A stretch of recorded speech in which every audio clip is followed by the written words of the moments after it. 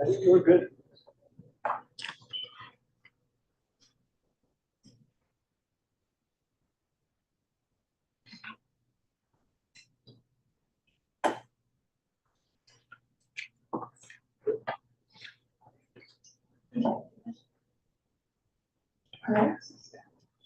Welcome to the Board of Education meeting on May 15th, 2024.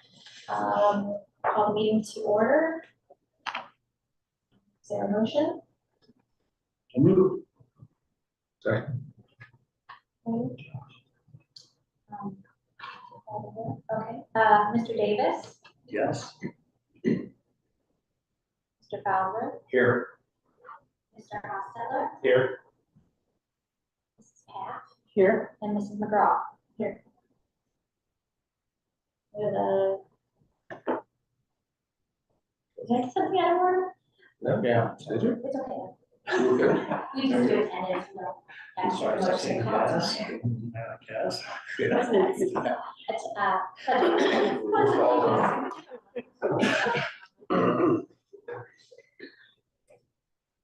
Pledge allegiance to the flag of the United States of America And to the republic for which it stands, one nation, under God, indivisible, with liberty and justice for all.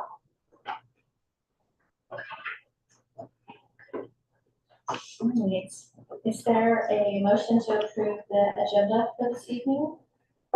So moved. Second? Mr. Davis? Yes. Mr. Hostetler? Yes. Mr. Fowler? Yes. Mrs. Paff? Yes. And Mrs. McGraw? Yes. Is there a motion to approve the minutes from the meeting on April 17th, 2024? So moved. Second? Mr. Davis? Yes. Mr. Fowler? Yes. Mr. Hostetler? Yes. Mrs. Paff? Yes. And Mrs. McGraw? Yes. Superintendent's report. We have two things that we'd like to recognize. First is Banner Supply Company. They gave us a $526 credit towards the window wrap that was done on the front of the elementary school. And the second is to thank the Portage Lakes Career Center Building and Trade class. They completed the roof project for our concession stand. So it was a great collaboration. It was a cost savings to us for the labor and a great learning project for them. So we're very grateful for the efforts of their instructor and the support from the Career Center to come out and help a partner district. And then we have one special guest today, which is Mrs. Brew, and she's going to give you an update. Yeah, you can do that. Yeah, that's fine. We'll pick you up out there. I'm Sherry Grostowski. I'm the coordinator of the Student Assistance Program. Know most of you, I believe. So I was just asked to come in and give an update for how the year went. This is the first year we've had the program. So for starters, we had a total of 48 referrals to the Student Assistance Program this year. Out of those 48, 17 of the students, which is about 35%, I provided case management services through pretty much the year, or when they became involved with the program, then I picked them up and provided case management services. We had a total of 16 out of the 48 that I was either unable to reach, they moved out of the district, and a few did decline to be involved with the program. And then the other 15 were parents or families that needed additional support. We're looking for resources, we're looking for referrals. So they weren't technically part of the student assistance program, but I did provide them with support and information to just try to help them out with the situation that they were in, whether it was like referrals to counseling services, help them get some items that they need, help the child get to the comic clothing closet, pick out clothes, things like that. So that was just kind of an example. When I turn in my data for the grant, it's considered we're calling them non-SAP students. So it is being recorded that, you know, we're working with them. But overall, the 17 students that I've worked with, I have provided a lot of support to the families and the students as well. I kind of just wanted to talk next about some of the accomplishments, some of the things that we've gotten done this year. And when I say we, I really do mean we, because we have student assistance teams in both the high school and the middle school. And on those teams are the school counselors, school psychologists, and administration from both buildings. So that is, they're really a big part of the student assistance programs, and having that meeting is very, very important. So let's see. One of the things that we were able to do at the middle school was we were able to put together and initiate an emotional regulation group. And that group was selected based on their Panorama survey. And if you don't know what that is, the Panorama survey is the survey that looks at students' social emotional learning. So from grades 5 through 8, we looked at students who scored unfavorably in that area, and were able to pull students and have a group that was run by Greenleaf, and it was run for 7 weeks, and there was probably between, I'd say, 10 to 12 students at each level participating in the group. So that was one thing that was really good. The other thing at the middle school was, and this was part of the work of the student assistance team, because a lot of times the academics are suffering for the students, or you know, they're missing work, things like that. And the middle school has the success time. So what we did was, during the success time, the students who were struggling, all the grades, so 5 through 8, had the opportunity to go to a classroom. We were calling it like study tables. So there would be maybe one to 3, 1 to 4 students of that grade in that classroom.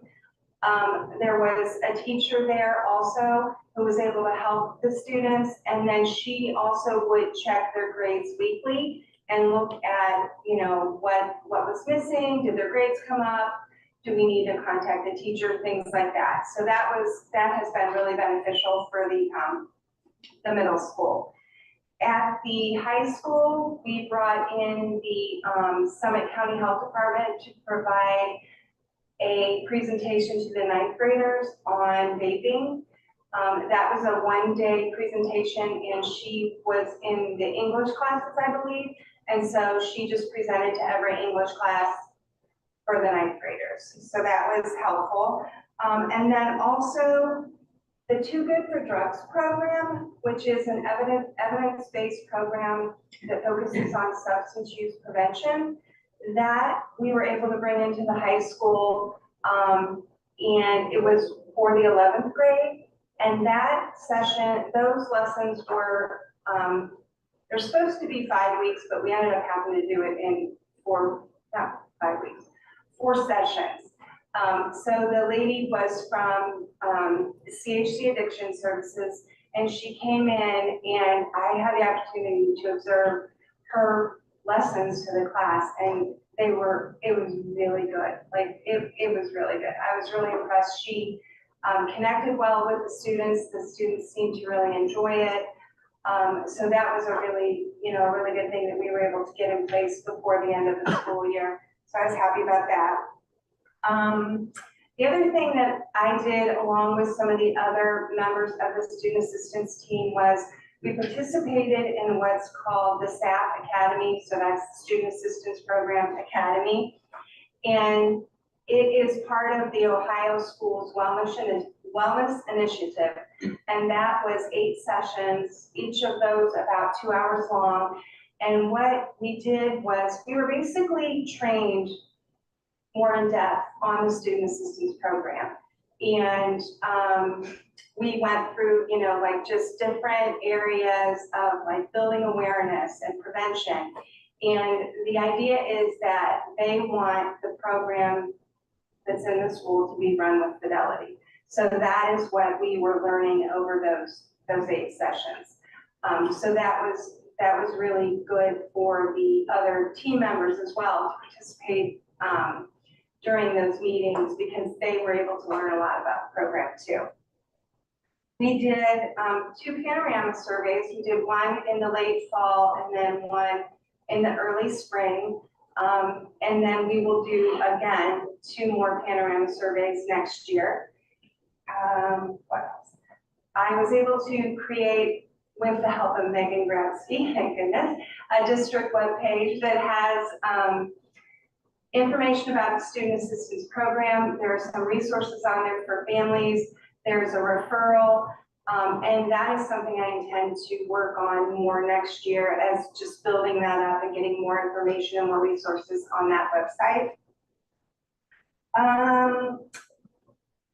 This one was probably one of my favorites. We worked with, I worked with Kim Fallon and the building advisory team at the high school. And we were asked to provide some support and leadership, I guess, to the elementary school. So what we did was, there was a survey that was done at the elementary school, and it kind of identified that 3rd and 4th graders had some problems with friendship skills, especially on the playground, just getting along with others and, you know, how to make a friend, how to be a friend. So we took that to the building advisory, and the kids broke into groups, and each group kind of chose an area and decided to put together a lesson on friendship, whether it was, you know, like I said, how to be a good friend, how to handle yourself on the playground if somebody doesn't want to play with you, things like that. So we went down to the elementary school during Rebecca's PBIS assembly, and after the assembly ended, which students also ran that assembly that day, which was really good to see. We had 6 stations, and so the students rotated through the stations. The station was like 8 to 10 minutes long, and each station was run by a high school team, and the kids just absolutely loved it. They rotated through each station. We had a little treat bag at the end. They had quite a few different little activities that they did. So we did that for the 3rd grade, and then about 3 or 4 weeks later, we did the same thing for the 4th grade.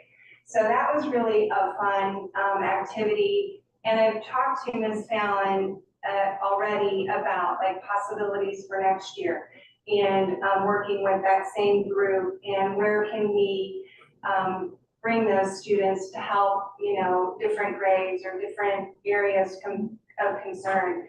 And she did mention also maybe taking a look or doing something with the 8th grade. So to try to help with the transition from 8th to 9th grade. So that was another area. I also made a lot of connections with community agencies, which has been really helpful. Just, you know, if you have a family or there's a need, having a contact person at a community agency has been really good. And that mainly came about because I have been serving on quite a few committees, and they're all pretty much through the ESC in Summit County. So that is kind of the way that I made a lot of these connections and heard a lot about the resources in Summit County, was just attending these different meetings. And then I did talk a little bit about the student assistance team, and I really feel like the dedication from the staff that were involved with those meetings was just great. Like, they did not miss a meeting. So we were able to have 26 meetings throughout the year, and in that meeting, what we would do would be bring the referrals to the table, you know, talk about the referral, what does this child need, what can we do to help, what kinds of services is available, and just kind of, you know, try to make plans. And then after that, we would just kind of monitor the progress. How are their academics? Is that improving? Are they getting hooked up with the mental health services? Are they getting those appointments regularly? Things like that. So I really appreciate the student assistance team, and that's been great. A couple things just that I would say that I have learned this year is that there really are a lot of resources in Summit County. You just have to really look and listen, and just pay attention to anything people say. And people have resources that maybe you don't know about, so if you ask, you're gonna hear a lot of different things that you didn't know. So I do feel like I've learned a lot about the resources in Summit County. The other thing I will say is that the mental health system in Summit County can be very challenging for parents to navigate, especially if their child is in crisis or having significant problems. So that's where I have tried to really help be supportive to the family, be supportive to the child, and really help them during that struggle, because that is very, very challenging. Let's see. The other thing that is, I've learned is that it's a challenge to get consent. And I talked about that the first time I was here. And what's funny is when I heard you guys talking about GPT, my plan was I'm going to put the consent form into GPT and say, please make this sound more parent friendly. So, I'm just trying to think of ways to, come across as, that we're helpful and we're here to help you out and to help you get the resources that you need. So that was one of the things that I was going to do. And then just continue to build awareness of the program. Just being out there, spreading the words. I was able to get a brochure put together for the Student Assistance Program, thanks to the help of Tiffany Rittenauer, the counselor at the middle school. So, we do have some of those things in place, which is to continue to get information out there about the program so parents and students know that it exists. And then finally, I guess for next year, accomplishments that or things that I would like to get done. I would like to focus more on wellness for staff or students or both, and just bring in some wellness initiatives to the district.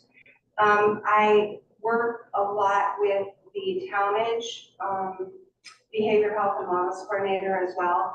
And so we've done a lot of things kind of together to help bring things into the district. So that was one area I was hoping she and I could also work together on to just, come up with good initiatives and things that we can do to help the staff and the students, and also probably use the building leadership teams to help with those kinds of initiatives. I also am planning, and I've talked to the principals, to bring in more substance use prevention programming to the high school, middle school, and then also the elementary school. I spoke with Mr. Savage and Rebecca, I think it was a couple days ago, and just kind of talked a little bit about the Too Good for Drugs program, which is a K-12 curriculum. So we did talk about how we could bring that into the elementary school. And let's see, the other thing was to provide more education for the staff. So I was hoping to bring in there's a person from the Summit County Health Department who can present on vaping and just explain kind of what vaping is, what it can look like, because a lot of the adults don't know that too much. So we talked about bringing her in to do just a little bit of an educational lesson for the teachers or the staff. And then also another person that I had contact with at Child Guidance to come in and do some presentations on mental health awareness. So teachers kind of know more what to look for, what could this symptom mean, and be more comfortable with maybe recognizing that. I think sometimes people are afraid, what if I say something wrong, or what if it isn't that? So just to try to help educate them and to feel more comfortable about, what they might be seeing in their classroom with the students. The other thing, just a few more, sorry if I'm rambling. The other thing is, part of the grant is, there's goals to meet with the grant. And what I really hope is to see with the student assistance kids that I work with more in the case management, that I want to see improvements in their social emotional learning scores on Panorama, see improvement in their academic school, their academics, see improvement in their attendance, depending on what their need is. But that's really, going to be one of the main focuses, that I'll have for next year, which I did as well for this year. And we all are also talking about bringing some small groups into both the high school and the middle school, that I have some staff who volunteered to help run the group. And we were going to be focusing on social skills, growth mindset, and emotional regulation. So that's kind of in the talking stages, how we could put that together. But I think it would be good if we could get just some small groups in to the schools, because we have a huge need for counseling services.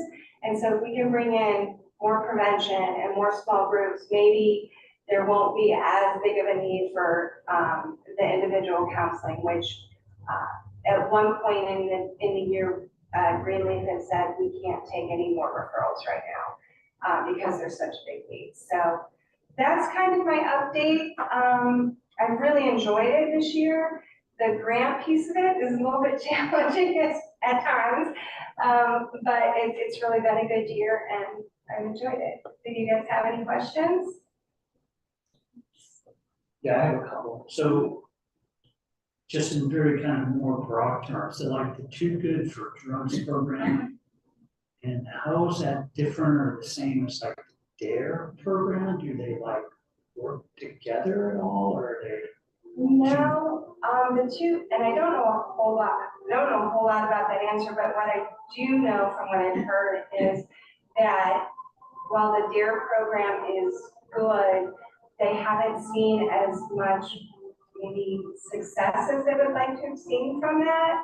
So they've been using this Too Good for Drugs program, which is evidence-based and researched and is showing a lot of promise for the students that are taking the program. They come in with they have a workbook that they work through. It's very interactive, and it's run by a prevention coordinator, either from a mental health agency or the addiction services agency. But it's different. It's not the same as DARE. I know at the middle school, they are still doing DARE and planning to continue to do DARE. But I think there's just more evidence to show that this program is really beneficial for the kids as far as substance use prevention. Okay, and then, so thank you. Yeah. And maybe, I don't know, this question maybe is for you, I'm not sure, but just talking about vaping, that's really something that this year, we just have not heard a lot about. Last year, it was that was coming up all the time. And issues and vaping and alarms and the kids, so has it been kind of calm this year? So my non-scientific opinion would be, we installed the vape detectors, and I think we've at least discouraged some of the vaping here in the building. We also developed a new approach. The previous year, the vaping caused students to be suspended from school, but we've gone for the Saturday school route. I think we've just taken a better, more proactive way of dealing with it. But I still think it's a drastic epidemic of young people. I think we've just discouraged it happening here. So maybe we're not hearing about it as much, but that's cool, if there's specific programs targeting that now too, because that. So one thing I was gonna share that Ms. Brew kind of touched on is she's helping us connect us with on May 30th. We're getting together with the middle school and high school administration to see if there's a more educational approach we can take to marijuana offenses here at school. Currently, if a student has a marijuana offense at school, they're only the first line for a first offense is an alternative placement. So they're sent to LEAP, the CAUSE program, they're sent home to go online school. And our concern is as marijuana, recreational marijuana becomes more prevalent in the state, as those laws and things become more prevalent, we're going to have more issues. So we need to figure out a way to take more of an educational approach for those first-time offenders. And we're going to look at using one of these programs and require a student in lieu of an alternative placement that first time around to go through the educational program and hopefully encourage them to change their behaviors rather than just basically being punitive and punishing them, and really not trying to change the behavior. So we're going to meet on May 30th and hopefully develop a change and test it out next year and see if it works, if we get better results. Well, thank you. Yeah, thanks for your presentation. Thank you. Are all of your people certified in some degree? The presenters that come in, The presenters and or the volunteers? the presenters are, I haven't had any volunteers that, have, the presenters come from, community agencies. So Correct. yes, they are licensed, trained, in the areas, but I haven't had any volunteers coming in, to help. Yeah, Chris, I'm just talking about the teams, those type of things, because I come from the early marijuana years. And we used to just have a bunch of college guys show up to school, and they were telling us all about the marijuana and what to do, and et cetera, et cetera. And they were certified, they weren't anything, they were Yeah. just hanging out and No. pushing their own agenda. So, there's a lot of things that have changed since the late 70s and through. So, and it's just crazy whenever you hear about people showing up to help and they're actually part of the problem. Right.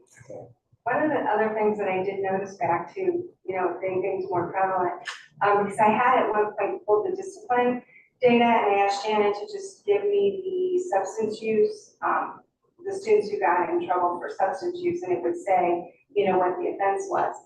At the middle school, you see the offenders multiple times, not so much the high school. Like you'll see at the high school, a student will have one offense and they won't do it again.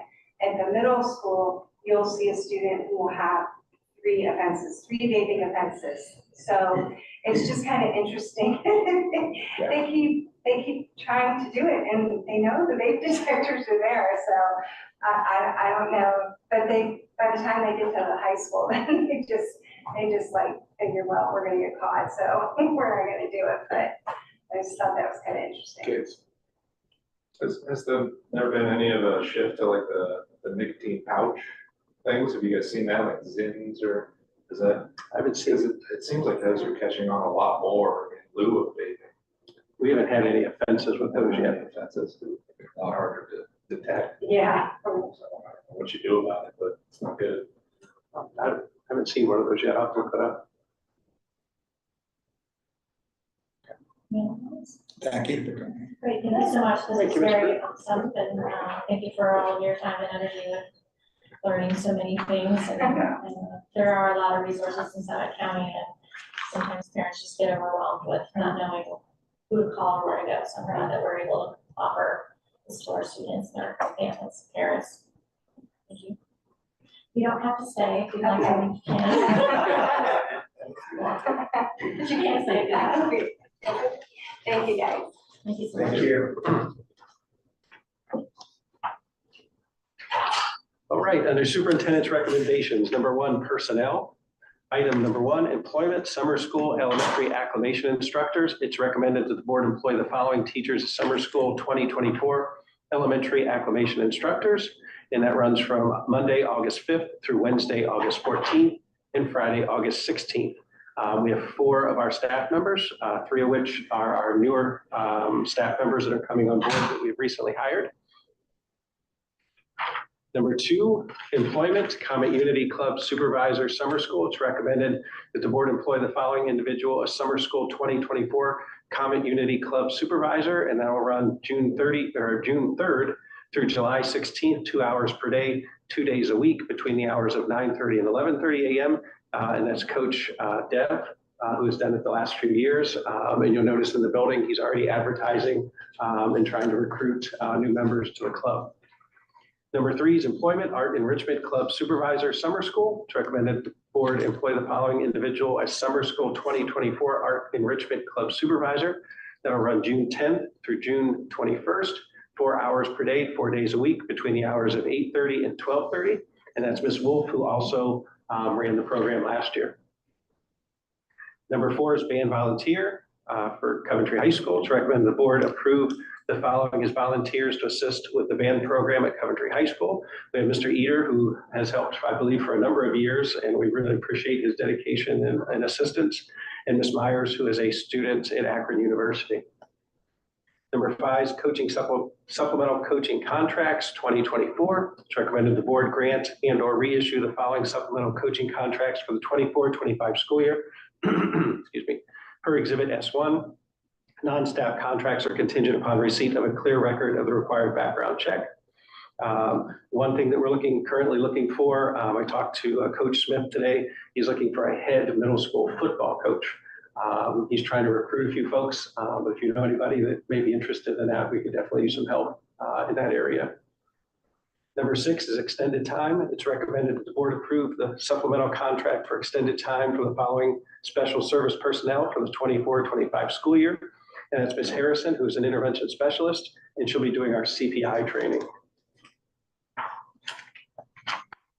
Number 7 is employment, 1-year limited contract. It's recommended that the board approve a 1-year limited contract for the 24-25 school year for the following individual contingent upon receipt of a clear record of the required background checks and drug screening. This is in accordance with board CEA agreement and on the appropriate salary schedule. And that's for Lauren Cunningham, who will be a middle school intervention specialist. And number 8, extended time supplemental contract. It's recommended the board approve an extended time supplemental contract for the following employee for building of the next, and I believe hopefully the final stage of the middle school boardwalk. And that's for Mr. Shoemaker. He's really excited to get going. Last I talked to him, he was hoping for the materials to arrive in mid-June or the 1st of July. He's really excited to get out there, get that built, and said he believes he'll have it done by the start of school. And those are all of the items under personnel certified. Is there a motion to approve these recommendations? So moved. Second. For discussion? Yes. Yes, discussion. Discussion. Does he need any help on any of that? He does need help when the materials come in staging them, because they'll be dropped off inside of the fence near the treasurer's office, and getting them down to where he'll be building the boardwalk is what he's told me. He was going to try to reach out to Mr. Smith and the football team, but that's where he would need some help, is getting the stuff down so he doesn't make 1,000 trips and waste a lot of time going back and forth. Thank you. I wonder if any of our building trades people at the LCC would be willing to help. And as soon as you started saying that, I thought we hadn't thought of that. I'm just thinking about it now. If any of them that I'll don't ask Mrs. Redmond have tomorrow. trade jobs, yeah, in the summer. Be a good experience. Sure. Anything else? Okay. Mr. Davis, Yes. Mr. Bowser, Yes. Mr. Hostetler, Yes. Mrs. Pat, Yes. and Mrs. McGraw. Yes. Item number 2, personnel classified. Number 1, temporary seasonal help. It's recommended that the board employ the following individuals for temporary seasonal help positions effective May 30th, 2024. And those persons are listed. Number 2 is a reduction in force. It's recommended that the board approve a reduction in force of the following OPSI positions in specific buildings. These are due to students changing buildings, IEP requirements, and or attending other programs, graduation, or students no longer attending within our school buildings in Coventry. These are to become effective June 30th, 2024. And at this time, we're hopeful that all of these individuals will be recalled back once we have a better idea of who our students are and our needs are.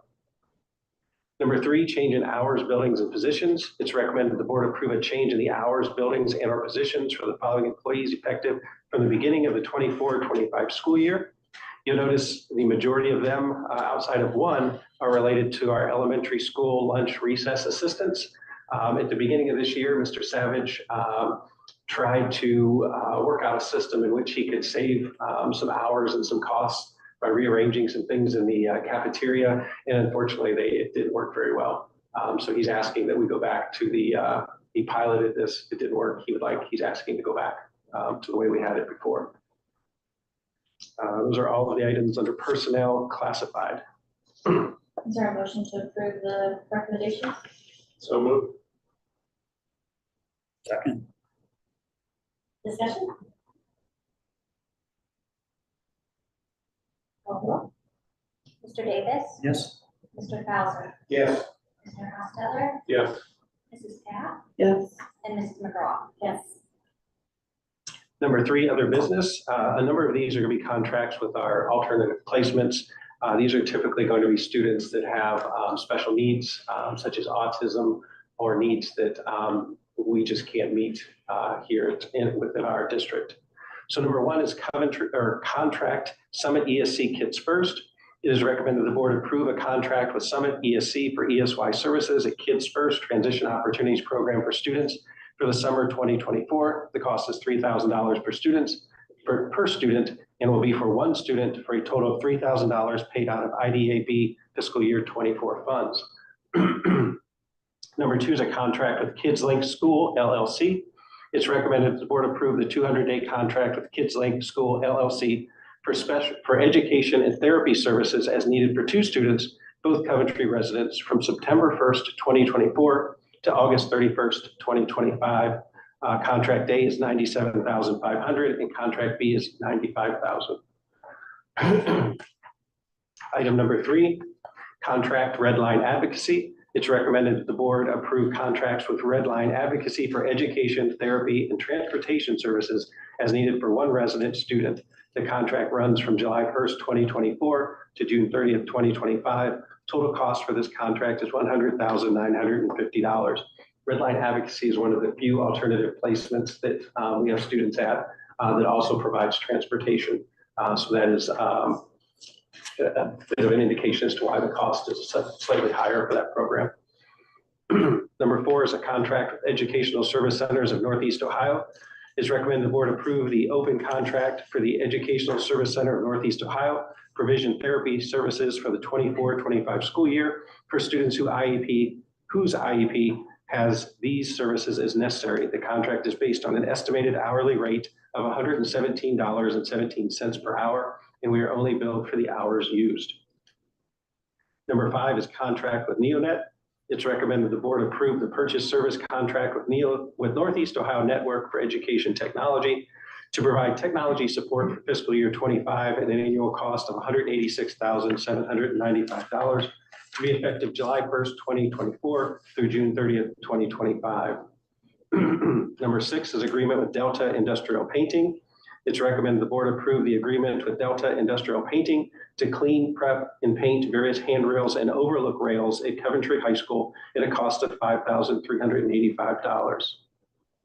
Number 7 is agreement with Buckeye Bleacher Repair. It's recommended the board approve the agreement with Buckeye Bleacher Repair for the purchase and installation of bleachers for the track area at a cost of $39,400. Buckeye is also the vendor that placed the bleachers where the band uses for football games. Number 8 is an agreement with BSN Sports. It's recommended the board approve the agreement with BSN Sports for the purchase of high jump pit, landing pad, all-weather cover, standards, crossbar, and starting block at a cost of $16,532.26. Number 9 is an agreement with Forever Lawn NEO. It's recommended the board approve the revised agreement with Forever Lawn NEO, originally approved at the April 17th, 2024 Board of Education meeting for an upgraded version of playground turf. The project originally board approved at $130,478.39 will now be $133,308.89. This revision was brought to our attention by a question. I think it was Ms. McGraw that had asked what the difference between the 2 versions of turf was.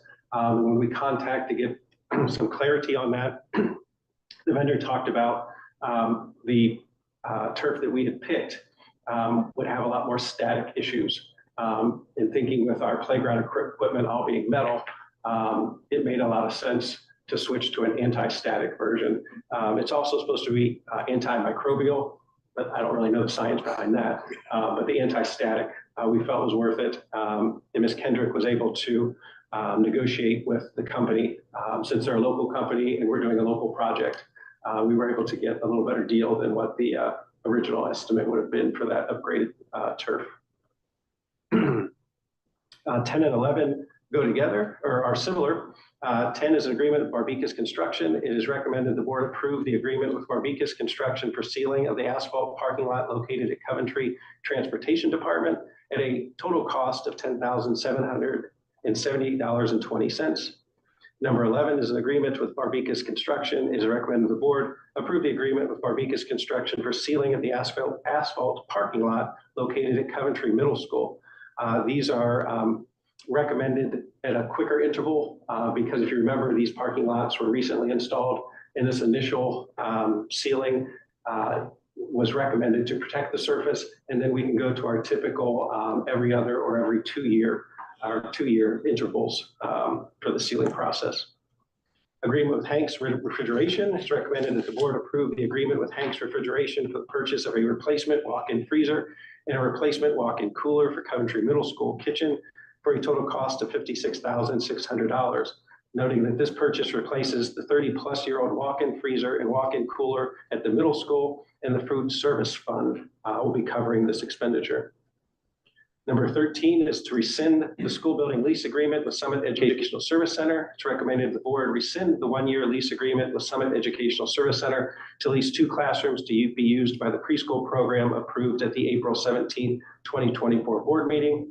And then correspondingly, number 14, school building lease agreement with Summit Educational Service Center. It's recommended the board enter into a 1-year lease agreement with Summit Educational Service Center beginning July 1st, 24 and ending June 30th, 25 to lease 1 classroom to use by the preschool program. There was a misunderstanding. We have therapies that go on near our preschool room in a separate room.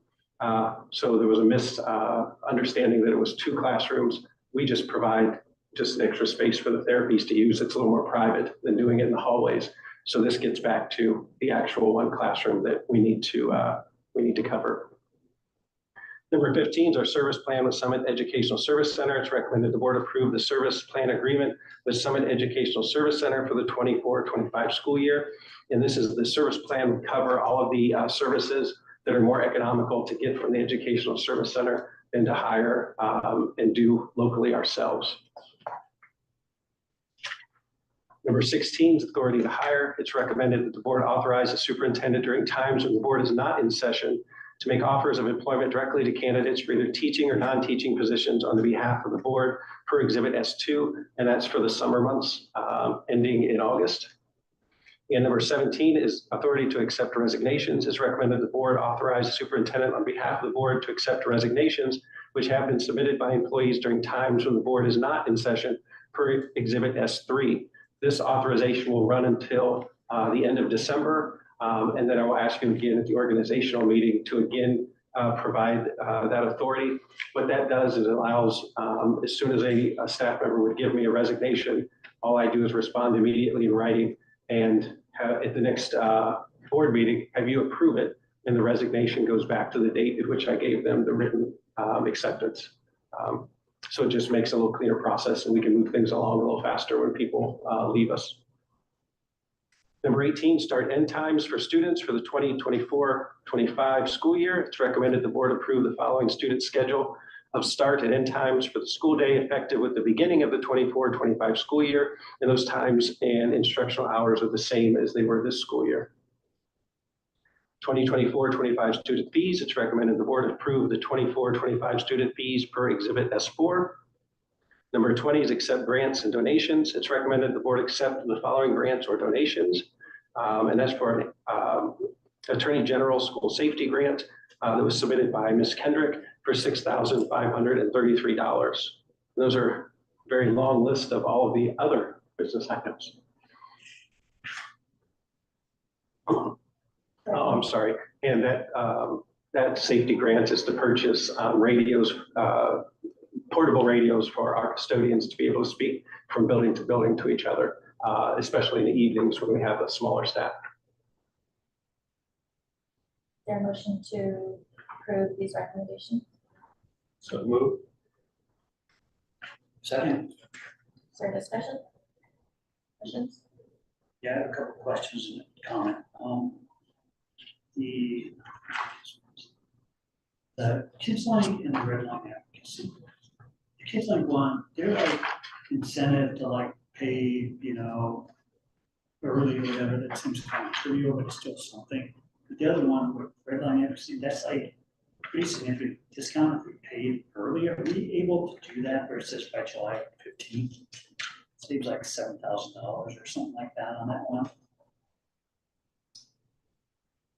Do you know, are we gonna be able to do that? July 15th. That's like pretty soon, right? But, Yes, but it's still like a pretty decent amount for that one, you know? we should be able to do that without any problem. However, I'll need to research a bit. In the past, we've paid for the full services in advance to different placements, and they've gone out of business and we've lost Oh. funding. And so I would need to make sure, I have to research a little bit more to see how long the student's been placed there. Has it been for several years? Is there, you know, that kind of stuff. So I think there's some factors involved that would make that determination, help make that determination. Possible. It just seems like that's worth it if we can do it. Yeah, I didn't know somebody gone out of business and lost it. That's. It's happened a few times, unfortunately. Like, and then bleachers, so it sounds like the whole track thing is still moving along, so that was kind of the final piece, right, that we were. These were some of the last items we were remembering that we were going to hold off on the bridge until we see how the elementary project goes. Gary Mr. Olson just shared with us today that Vasco is scheduled to begin on July 1st. And so he's already working around, working with Mr. Cummings for the band schedule. And as of right now, he's hoping that if everything stays on schedule, it won't impact football. So we have our fingers crossed that we get good weather and things go well with the project to keep it on schedule. Right. Yeah, that's great news too. And then, and yeah, I'm just gonna ask, so the starting and end times, like every year, this is kind of just standard. This is kind of standard, like from way back when we all were in school, I'm sure, here. But there's more and more evidence that flipping those is actually better for all the students. The high school students do better when it's just, when the thing, I know it's kind of traumatic when it happens, but it seems like where it's happening is worth it. So I just am curious in your opinion or position on potential, not right now, obviously, you know, like, this is up right now, but in the future, trying to do something like that, at least a pilot, to see how that works. It just seems like the data is like incontrovertible to me. You're spot on. The data is absolutely 100% verifiable. The quick and easy biggest hurdle are high school sports. Is usually what dictates it. Yep, there's something definitely traumatic, there's always like issues, But you're right. but they've done it elsewhere. Yeah, the data is clear that swapping that elementary and middle school time really helps out. The high school is a little more inconclusive, but elementary, middle school swap. The research has been there for a while. Yeah, it seems, yeah, exactly, it's just building and building. Enough schools are doing it now, like. And all of us that have teenagers, we know that. Yeah, I We get don't it. need research to know that. We know they work better a little later in the morning. So obviously this year, I think it's, you know, it is what it is, it's been this forever here, but it would be really nice to let's like think about it going forward. See if there's a way to do something that again, it's just clear. I'd be interested definitely in looking into that and seeing what the impact it may help some. As you know, we just had trouble with our softball team going to play down in Canton yesterday because they had a 4 o'clock start time and our elementary route wasn't even over yet. So if we could get some movement by some of the athletic leagues to change some of the start times, and it would be a very easy thing to accomplish. Yeah. Okay, anyways, I'm just like, yeah, sorry, I agree. nothing else for me. Any other comments? Discussion? Call roll. Mr. Davis. Yes. Mr. Bowser. Yes. Mr. Hostetler. Yes. Mrs. Pat. Yes. And Mrs. McGraw. Yes. Number 4 is a central office item. It's a revised job description. It's recommended the board approve the following revised job description per Exhibit S5, and that's for Administrative Assistant Pupil Services. And just noting there that the description was last updated in 2008, so it was well overdue for an update as the job duties of that individual have changed 10 times over since 2008. So this gets us back up to date with what the individual is actually doing. Is there a motion to approve this recommendation? So moved. Second. Discussion? Call roll. Mr. Davis. Yes. Mr. Bowser. Yes. Mr. Hostetler. Yes. Mrs. Pat. Yes. And Mrs. McGraw. Sure, for recommendations.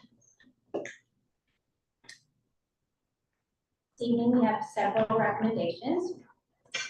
Under financial, item 1 is, it is recommended that the board place on file the April 2024 financial reports per Exhibit T1. Item 2, it is recommended that the board approve the POs over 5,000 per Exhibit T2.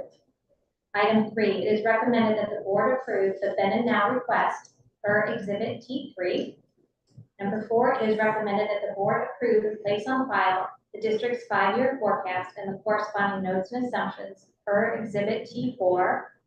Item 5, it is recommended that the board grant the treasurer the authority to prepare and apply any transfers and advances necessary to close fiscal year 24. This exhibit will be posted after the fiscal year ends. Number 6, it is recommended that the board grant the treasurer the authority to update and submit the final appropriations and the final certificate of estimated resources to the Budget Commission for the fiscal year beginning July 1st, 2023. This exhibit will be posted after the fiscal year ends. Item 7, it is recommended the board grant the treasurer the authority to prepare and submit the permanent appropriations and certificate of estimated resources to the Budget Commission for the fiscal year beginning July 1, 2024. This exhibit will be posted after the fiscal year ends. And on to personnel items. Item 1, it is recommended the board approve the revised job description for the position of Director of Fiscal Systems per Exhibit T5. And item 2, it is recommended the board approve the revised job description for the position of Financial Specialist per Exhibit T6. And then I also have copies of the 5-year forecast and the assumption notes to hand out. And if you'd like me to do a presentation on the forecast, I can. I know we're running up against the 7 o'clock start time, so whatever you would prefer. Actually, we need to like step out and go start the live streaming. Okay. So the question is, do you want to hear a presentation on this? Like we can just be late to the jazz concert, or would you like to just send it to us? I can do, it's also in the board docs as PDF files under the treasurer's. How long is the presentation? It's a decent. I could go as fast as possible, but. Is it inappropriate for me to leave for like 4 No, minutes? go ahead. Why don't you go ahead and step out, and I will just hand out copies of the documents that I have. I will be right back. I just have to turn it on. Put it together and then see. Yes. Yeah. Are you sure? I mean, I think. No, I think, Terry, Dan, what do you guys think? I'm okay either way. If we get it in board docs, I can review it there, whatever. Yeah. We can review it, but I think it's nice to have it public also, and then, I mean, this is big for us. So I don't want it to just be something now, like really, we're just glossing over fiscal forecast after 25 years and fiscal watch and fiscal emergency. It just, Yeah. not good. I like your little morning class. My first period class was always my special needs class. and they didn't have all the rest of the stuff in their heads that they would run into if I had them at the end of the day. So when I got into the special needs kids early, they were listening, they were attentive, they were doing what they should be doing. It was the best class I had. Because as the day goes on, they start climbing the wall to help the middle school kids. Should I go ahead and start? Should we throw more or just Yeah. like? Okay, just get it going. I think she's gonna go with us going. Do you need me to move? Oh, you're fine. I'll try to, yeah.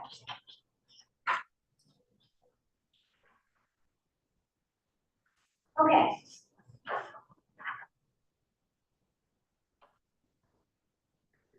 So tonight's presentation is over our 5-year forecast. The forecast presentation will include a brief overview. We'll look at the current year-end, fiscal year 24 is the current fiscal year. So we'll look at those numbers as well as the projections of this 5-year forecast. And then hopefully I'll be able to tie everything together and hopefully it'll all make sense after the presentation. So to begin, we know that the forecast itself is a very useful tool to help us make decisions for how to spend money and how to best utilize the resources we have to provide our students with a very meaningful and well-rounded education. It is based on historical data. So we look back at least 3 years of historical information, and then that helps us guide and develop projections moving forward. There are always variables involved, and these variables are always changing. And a few of them include the state budget, which is adopted every 2 years, local taxes and how those change, and of course, economic factors such as inflation, and of course, the increases we've seen in service costs and so forth have all had big impacts on our 5-year forecast.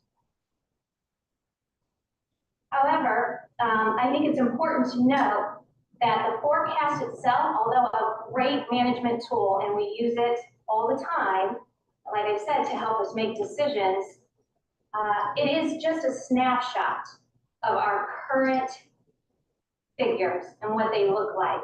And it is constantly changing. And so today's snapshot is what we know today and the best information we have available today. But 2 months from now or 6 months from now, the snapshot could look very different based on things that happen between now and that time.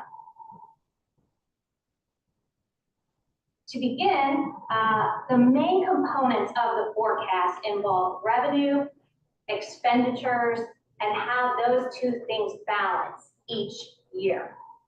Okay, how do they tie together? And our goal is always to make sure that we're coming out ahead, that revenues are higher than our expenditures. So we spend less than what we have available to us. So looking at revenue for this fiscal year, our projections are going to look at local taxes, the state share, and other sources. So those are the 3 main categories that fall within revenue for school districts. And for Coventry, our local taxes for fiscal year 24 really involve our main sources are the property taxes and public utility taxes. And altogether, by the end of the fiscal year, now just a reminder, so far we've had 10 actual months in the fiscal year, and we have 2 projection months remaining at this point. So, but to date, where we're at with our local tax collection is by the end of this year, we're projecting that we will be at around $13.2 million with those 2 categories. For state funding, that includes the Fair School Funding Formula, which is what the state's share is. They provide funding for every district educated student. Our restricted state funding that is allocated to us, these are programs like student wellness, gifted, and other funding programs that are very specific on how we use those dollars. And then, of course, the state share of local property taxes. And what that is specifically is we still have levies in our school district, our emergency levies, that allow our residents to qualify for homestead exemption and rollback credits. Well, while property owners qualify for those reductions and credits, the state comes in and offsets those lost revenues by paying the district that offset amount. Does that make sense? And that's a decent amount of money for Coventry schools. You can see it's about $1.5 million in this fiscal year alone. And that's $1.5 million that our property owners do not pay in taxes. And then the other area, so in total, state funding is $8.5 million. The other areas include federal grants, donations, tuition payments, maybe students who are placed here, who are here on through whatever program or situation that they might be involved in. We receive direct payments from other school districts. Those type of things all fall under the other category, and that makes up about $1.5 million in revenue for the school district. To look at it from like a percentage perspective, you have 57% of our revenue is from local taxes, while 37% is from state share, and the all other category is about 6%. What does all this revenue contribute toward? Okay, our number one objective, which is to provide a well-rounded and meaningful education to each and every child in Coventry schools. But there is a cost associated with that education. So I decided to try to find out what is the cost to educate a child in Coventry. The daily cost per student is $85. Oops, did I go too fast? $85 per day, okay, per child. So again, all the revenue, just a reminder, this is the breakdown for all our main sources. But what specifically, I was very interested in finding out, what specifically is a resident's share? Because of the situation with property taxes this year in particular, and the increases that everyone's having to deal with in the age, how much of that cost to educate a child is coming from our property owners? And the resident share is 46% compared to all the other sources of revenue.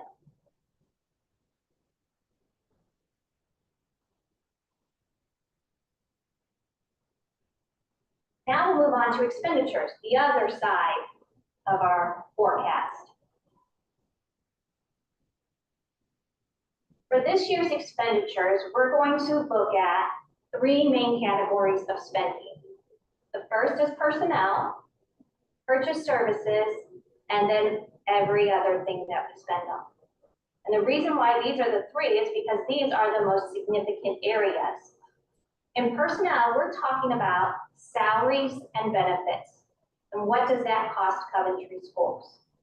It costs $16 million, or at least we're projecting by year's end, the cost will be around $16 million for personnel services alone in the district. Purchase service will be around $3.7 million. And then all other areas by the year's end should cost around $1.5 million.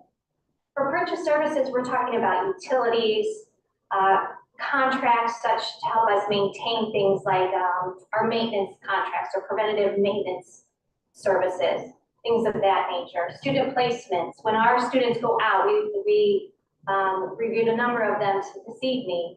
Those are all included in that purchase service amount. And then all others are supplies and equipment, paper for classroom use, equipment replacing Chromebooks. Our debt payments are actually categorized under this category as well. So when we look at percentage perspective, what are we looking at? About 7% is that all other category, while personnel makes up 75% of our costs, and 18% is purchase service. This is actually a very common percentage breakdown as compared to other public school systems in the state. In fact, I was surprised that personnel services was really only 75%. Normally, it's actually a little higher, or around 80% of the school's expenditure needs. So now we'll just try to tie everything together. So again, for fiscal year 24, we're looking at 10 months of actual data, actual costs and expenditures and revenue that has come in and we've received it in, as well as 2 months production. So last year, the fiscal year end, we ended with $8.5 million, okay? The revenue we brought in this school year has been so far, although it's projected to be, 23.2 million, while expenditures should end around 21.3, leaving us with a balance of 10.5 million. So a year-end balance of 10.5. So in November, when we did the forecast, here's a little comparison. We were looking at 22.7. So at this time, our current revenue pace is higher than where it was in November. And that's really because we have already received the first payment of the 23 tax collection, which is based on the new appraisals. As far as expenditures go, we were looking at $21.9 million in expenditures. So we have been able to kind of come in a little lower than what we were planning on as far as expenditures, which, you know, in the end helps the ending balance. The year-end balance was projected in the fall to be around 9.3 million.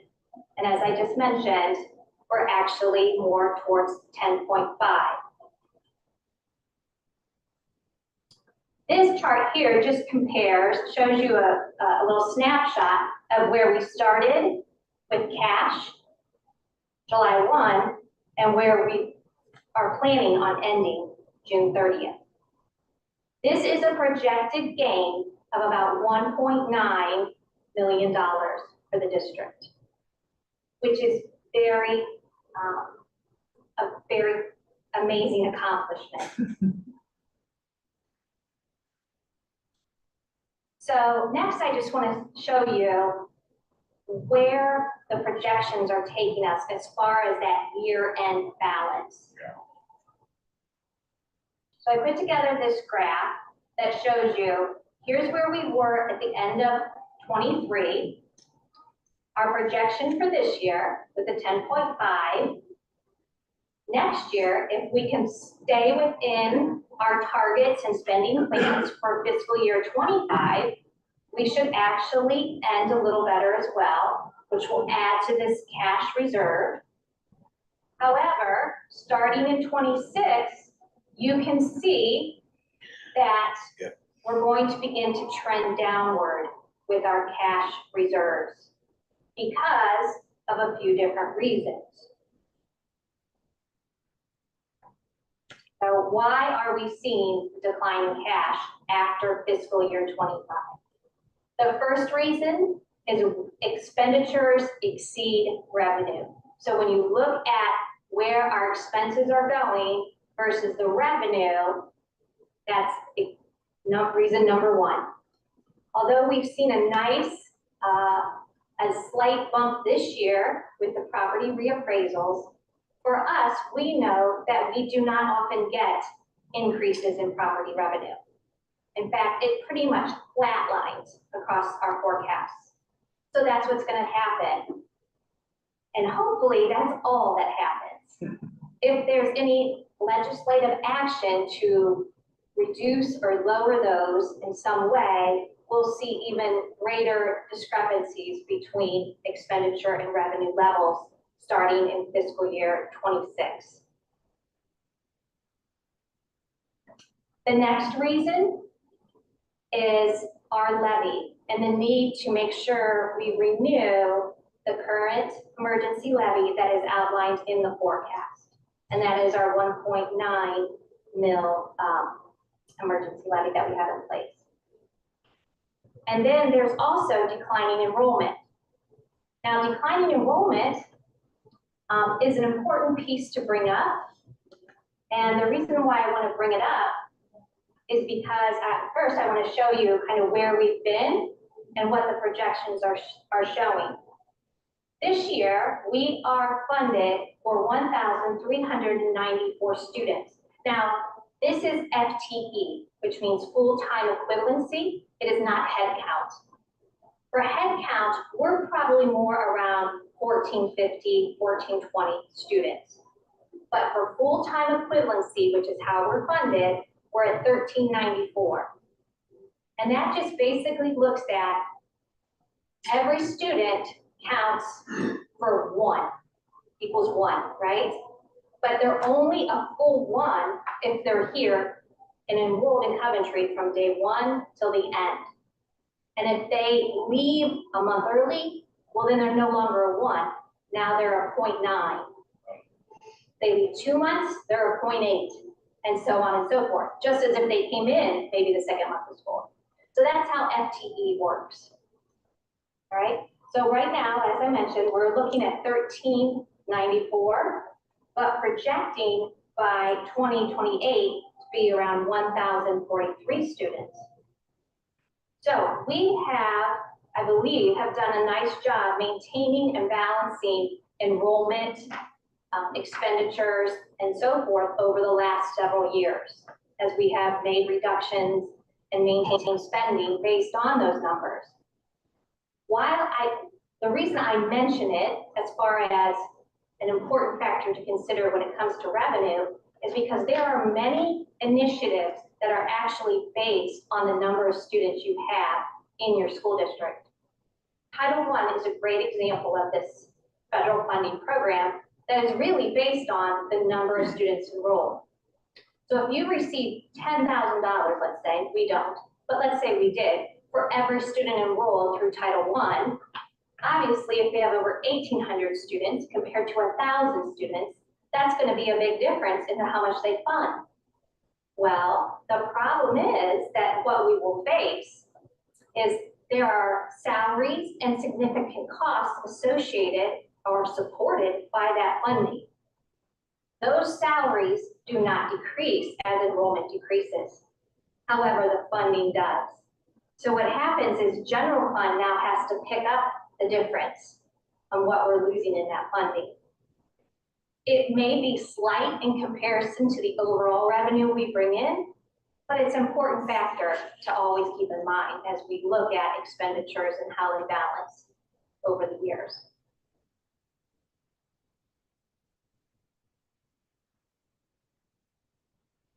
The next item, again, the renewal of the current levy revenue and our approach to making sure that that is maintained. So here is a snapshot of our current property values, the property revenue.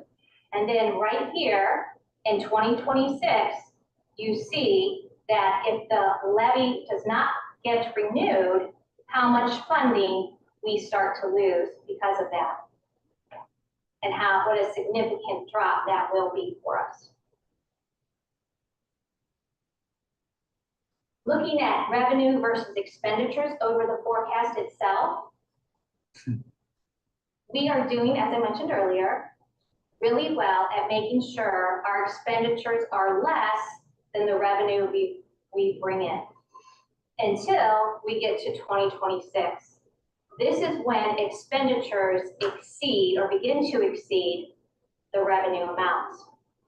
Now, again, part of that involves the renewal of the levy, but it's also important for us to keep this in mind and take steps now to address this, even though it's 2 fiscal years away.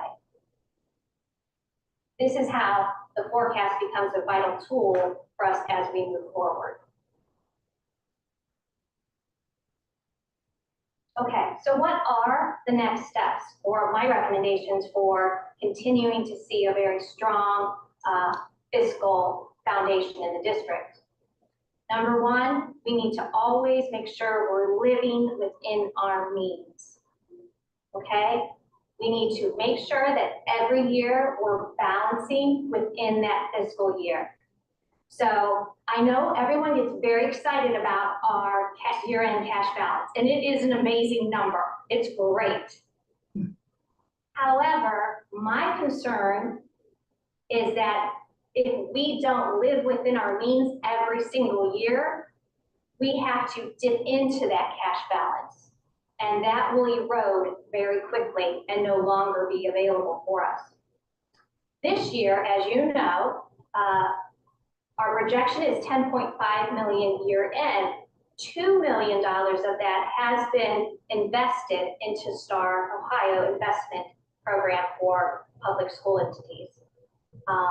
So we have been fortunate enough to get to this point. It's an amazing accomplishment for the district, but I want you to know that that's not in addition to, it's a part of that 10.5. Okay. So living within our means, number one, balancing at the end of the fiscal year and making sure we're planning for planning for significant expenditures, and the timing of those are critical. Just like our track project, for example.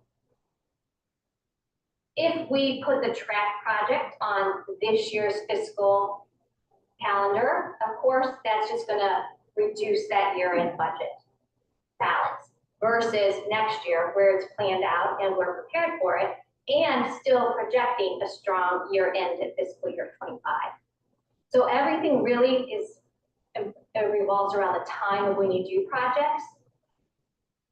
And unfortunately, things come up that you don't plan for, such as the fire system at the middle school and the need to replace that, which I believe rough estimates are already around $125,000 cost to replace that fire panel system. So because we have a strong year-end balance though, those expenses are not going to throw us completely into a tailspin. We can manage those things as they come at us. And number two is to continue to manage our enrollment trends.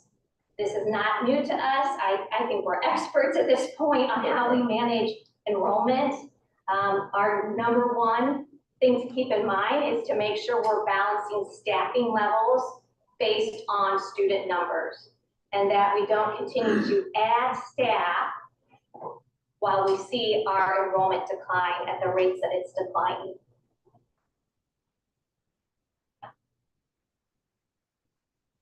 When it comes to open enrollment, you know, I think we have done, George in particular has been leading this, and I think the administrators also have been very proactive in this process, is maintaining our open enrollment numbers.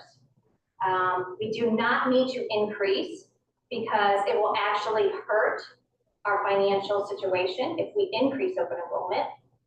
But we do need to maintain the current levels of open enrollment. And if we do not, the reason why that's an important point is because if we do not maintain the current levels, we are financially penalized by the state. Where we saw that the first year, the new formula was in place, and we had to deal with a significant reduction in funding because we lost more than 10% of our open enrollment students in 1 year. So we work very, very hard to make sure that we are maintaining our current levels and not losing more than 10%, but we're also not bringing in more than we currently have. And then the third item, again, I know I've already mentioned it, is to maintain the current levy revenue, however we decide to do that. Whether that's through renewing the current emergency or looking at placing a substitute levy on the ballot for the current levy.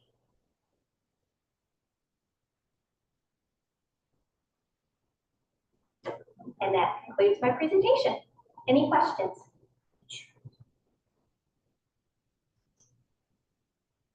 Yeah, I have like a couple comments, like, one point you said, something you said, we're fortunate to get to this point. That kind of implies like, well, how lucky we are. And we're lucky to have community sport. But it wasn't fortune or luck, so this was like such hard work. After all the years I've been on the school board, this is the first forecast, I think, where I'm like, I finally feel kind of confident that if we continue to do the right things as we've done, that will be good. And if we continue to get even existing levies, that will be good. Until like literally this forecast, I've always been like, okay, it's looking so much better, but just waiting for the next one. But we have a good track record now of, I don't know, 5 years of doing 6 years, something like that. I mean, it's been going, I mean, this is awesome. So the district did so much hard work to get here. And with community support, passed the levies recently, it's been essential, but this is fantastic.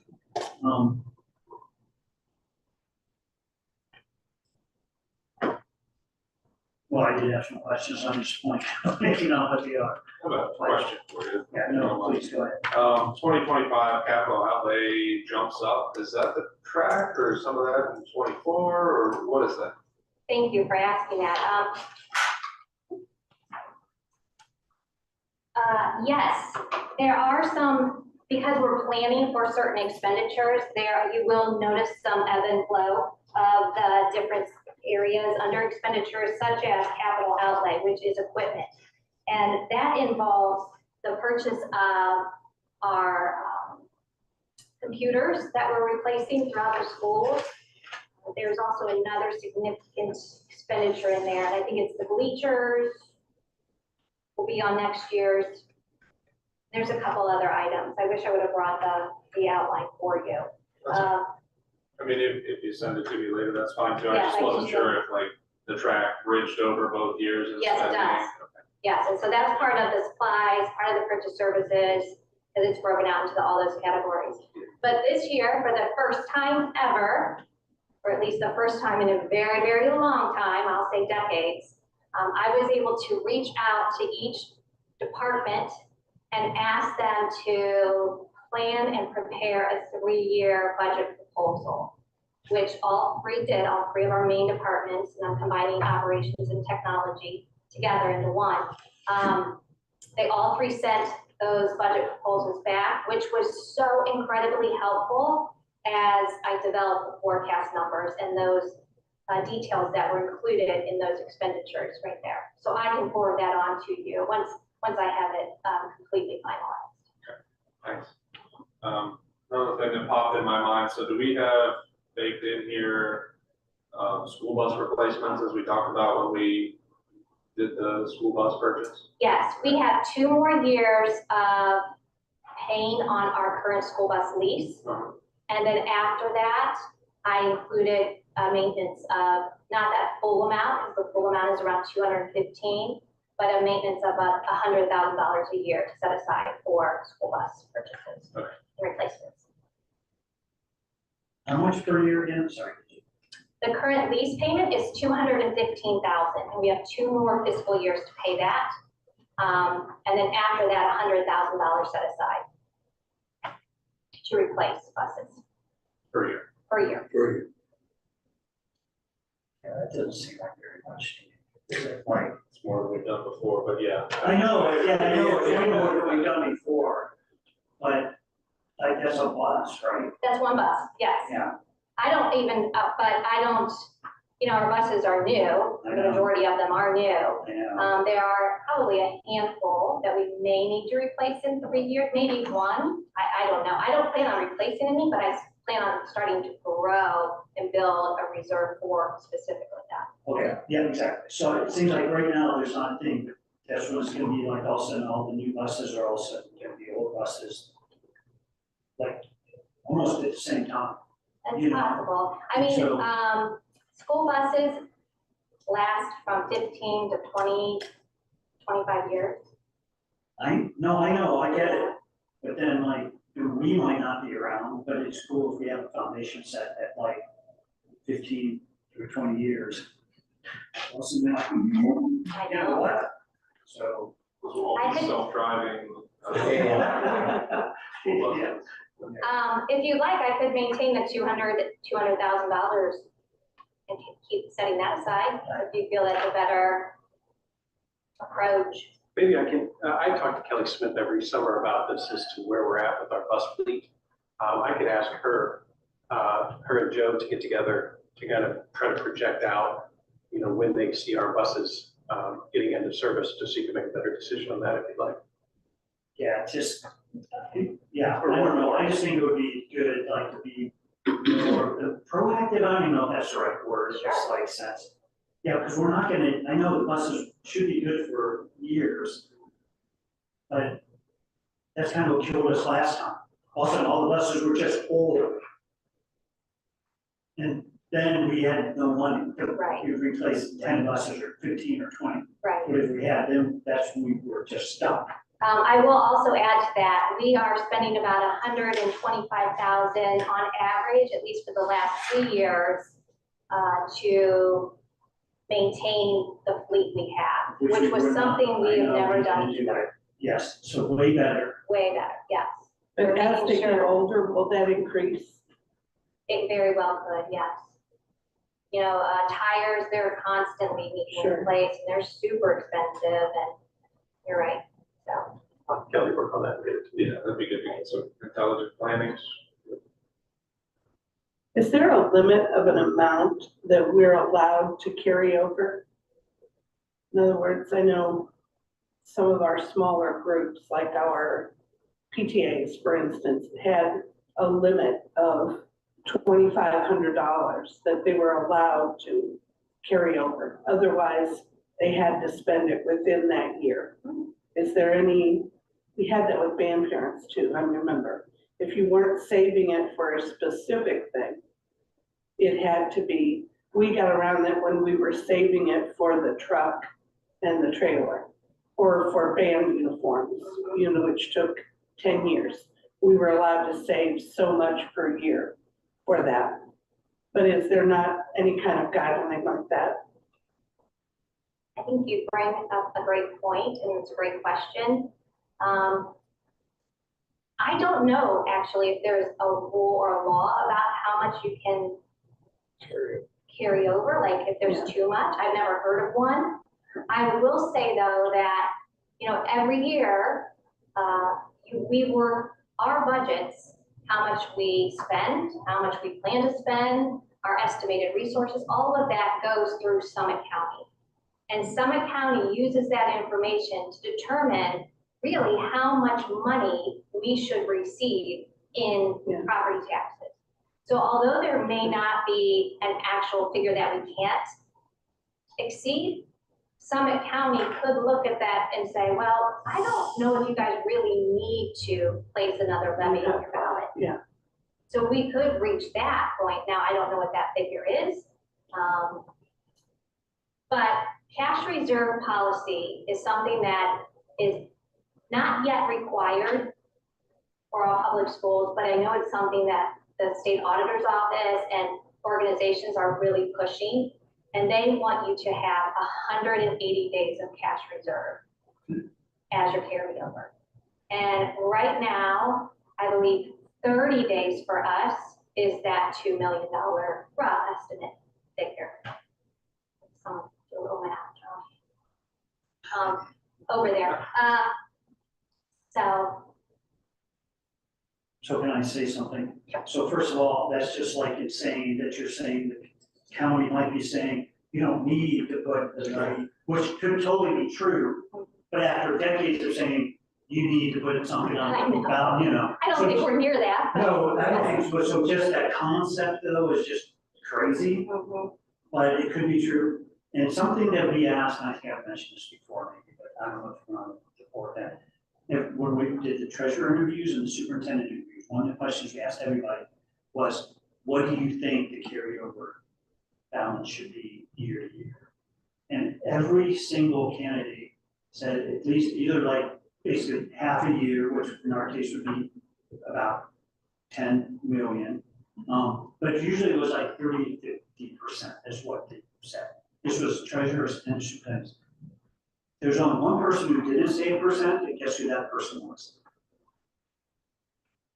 I think somebody knows who it was, George, and he just said, as much as we can, or something like that, you know? But so we're finally at that place where all the candidates were saying we should be safe. At that, like, 6-month thing, and you said 180 days, which I think is. It's about half of it, right? Yeah, so it's about right where we are now. And so that's what I mean, so that's remarkable, and I kind of finally feel, okay, if we can just maintain it, we can just keep those same levies for now, we're like really good. I did have a couple, sorry. So the assumptions, also the huge thing forever was the benefits and how much insurance is going up. And I looked at just the notes and it was a little ambiguous to me. So are we still like assuming 6%? We assume, well, next year's actual based on what we have been told is going to be the recommendation. So next year it's 6.78 for medical, that's the increase, and 1 holiday, which is around $350,000 for Coventry. Okay, so we're not assuming 2 holidays anymore, we're No. just basing it more on what they say they think they're Correct. going to spend. Yes, then from that point forward, we're still maintaining a 10% projection in increased costs and 0 holidays. So super conservative. That's Super what I thought. conservative. In those out years, past Yes, that. And then for the personnel, that's like just incorporating the current, like, it just, finalized CDA agreement and existing OC figures. yes, yes. And that may be pretty conservative as well. That increase there that you see in the personnel services costs. Yeah, it seemed higher to me. It is That's what higher, we were it is doing. higher. And that's really because of my nervousness of this dramatic transition. We're moving from a pretty old step index system that we've had forever in the district to a new approach with a decent increase for our staff.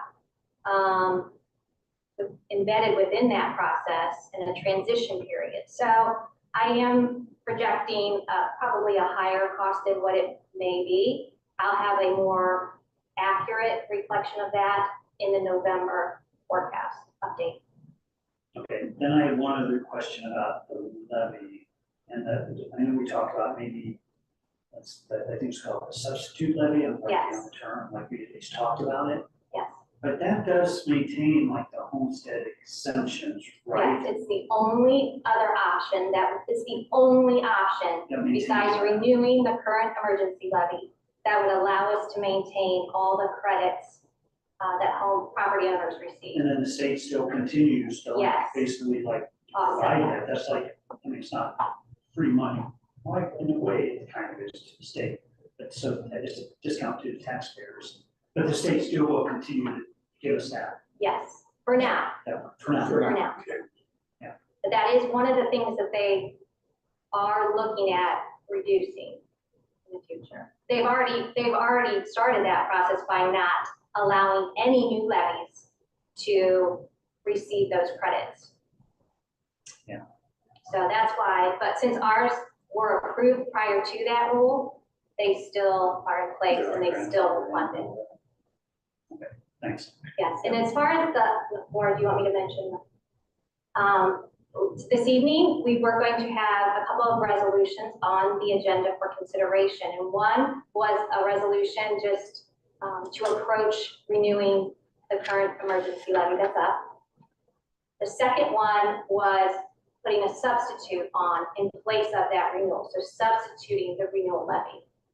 However, a bit of good news, I have found out that we can combine our 2 emergency levies into one substitute and potentially look, not that I'm promoting it, but it is a possibility, reducing the millage. So we could reduce how much our property owners are paying if we take that route in combining the substitute levy, combining the emergency levy into one substitute. So I need to spend more time researching that and finding out what that would look like. But it is an option that we could pursue for November. Cool. Okay, yeah, if you can give us more information, and see how we can maintain the same. I mean, it sounds like you're saying you reduce the millage, but somehow you maintain the same funding. Well, the funding, the offset would be that with the substitute levy, you get an increase in revenue on any new construction. Where the current emergency levy is a set rate, a set amount. So it is my hope that we could look at maybe lowering the current substitute or the current emergency levy villages. It would take both of them to do it. And put the substitute on to get the new revenue for new construction, while the current property owners would actually pay a little less. And I don't know if it's possible. That's why I need to investigate it more to see if that would hurt us, would be a negative and too big of a revenue loss for us to take on, or But not. even if it's a revenue loss like this year, over the next couple of years, but maybe 3 years from now, like it's That's entirely, then. like, that's what I'm thinking will happen, especially Yes. with the potential of the new neighborhoods going in. Yeah, and maybe over long term, it's Right. good even if we took a financial hit like short. Right. Is the substitute levy every so many years, where it just becomes part It of? would be my recommendation to put it on as a continuum. So you would not have to renew it again. If you renew it, you have to renew it as another substitute. Just like the emergency. Right. Yeah.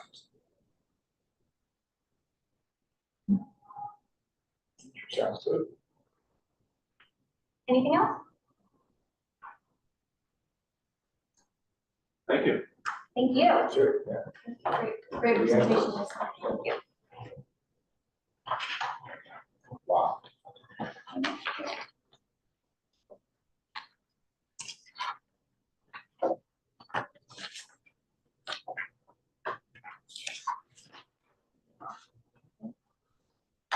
Okay, so I think we just need to, On the treasurer's recommendation. So moved. Second,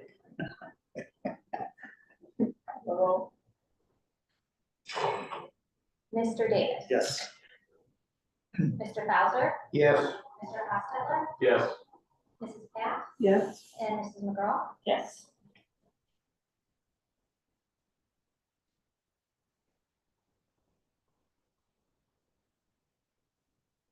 Where are we at? Number 13, Board of Education recommendations. Oh, I've made those. Could I explain this real quick? Yeah. These would normally fall under my section, but for continuity's sake, when I was going through it the last minute today, just making sure everything was correct, we had done the administrative compensation plan under board recommendation last month. So I wanted to keep the continuity. And also, there's one staff member that falls under Lisa's area that I don't really necessarily have jurisdiction over. It's only she does. So I thought it would be cleaner if the board did the recommendation than if I did, since I don't really have authority over all of the individuals on that plan. So that's why at the last second, I'm sorry, I moved it this morning. Once I noticed that and had kind of some concerns and just chose to be conservative. If the board passes, it doesn't matter if it's my recommendation or not with administrators. So that's why it changed locations this morning. Do you want to explain why they're being recommended this way? Did you want to do that during discussion or? Sure. It's recommended that the board approve a placement on administrative starting salary index for the following administrator for the position indicated for the 23-24 school year. That's Mr. Savage as an elementary school principal. It's recommended, number 2 is, it is recommended that the board approve the administrative placement adjustment for the following administrator for the position indicated for the 23-24 school year, which is Mr. Budd, the high school assistant principal. And both of these will be put onto the administrative starting salary index. Is there a motion to approve that? Is that number 3? Got one more. There's a third. The compensation. It is recommended that the board adopt the administrative compensation plan per exhibit S2. B1. Now, is there a motion to approve that? So moved. Second. Discussion, would you please explain that? So the first one, Mr. Savage, when we had shared out the administrative plan that was shared, that was passed at the last meeting, he had pointed out that he had thought that there was an error in it. So as Lisa and I audited the information, she caught that when, if you remember, when Mr. Savage became elementary principal, he spent half the year working with Mr. Bryan, and then he became principal in this, January. Well, in that original recommendation, we didn't set him at the step that we should have. So the recommendation left off the step. However, he was compensated at step 6, I believe it was. And then with Mr. Budd, we had found that there was a misunderstanding of how our starting administrative scale works. So they had received a step when they should not have. So this corrects that and gets us back, if I'm saying this correct, jump in anytime, Lisa. This gets us back to where the administrator should be set correctly. And then the administrative compensation plan, Mrs. Blau had a very good idea to add names to the, instead of just titles, to actually add the name and the title, just to make sure there's no misunderstanding as to who we're talking about and to make it a little more transparent, I believe, for the public if they were to look at that. And then in addition, it added the wording associated with the vacation benefit section. Ms. Blau, did I miss anything? No, but it was actually Kim Blackford's idea to add the names, Oh, okay. which I thought was a great idea. So, okay. It was a good idea. It was a great idea. Does make it a lot easier. Yes. Is there any questions, comments? Okay, call roll. Mr. Davis, Yes. Mr. Bowser, Yes. Mr. Hostetler, Yes. Mrs. Pat, Yes, and Mrs. McGraw. Yes. There being no further business to come before the board, do we need to do board member comments?